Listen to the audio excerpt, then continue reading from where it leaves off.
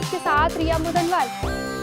दबंग अंदाज और killer swag Bollywood के भाईजान का चार्म और ऑरा अनमैचेबल है। सलमान खान बी टाउन के एक ऐसे सितारे हैं जिसके बच्चे, बूढ़े और जवान सभी दीवाने हैं। फैंस के फेवरेट सलमान खान आज अपना 57वां बर्थडे सेलिब्रेट कर रहे हैं। सलमान खान हिंदी फिल्म के मशहूर अभिनेता तो हैं ही, इसके साथ साथ वे निर्माता, टेलीविजन पर्सनैलिटी और समाज सेवी भी हैं। लोग उन्हें प्यार से सल्लू भाई और भाईजान आदि नामों से पुकारते हैं। एक से बढ़कर एक हिट फिल्म देने वाले सलमान जल्द ही फिल्म किसी का भाई किसी की जान में नजर आने वाले हैं। कमेंट कर आप भी चुलबुल पांडे को दीजिए जन्मदिन की शुभकामनाएं।